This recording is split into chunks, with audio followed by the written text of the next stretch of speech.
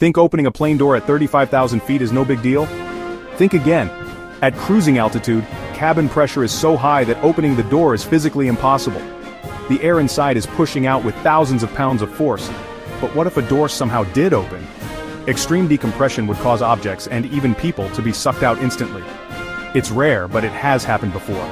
In 1988, part of a Boeing 737's roof tore off mid-flight, exposing passengers to the open sky, but the pilots managed to land safely. What would you do in this situation? Drop a comment below and subscribe for more insane aviation facts.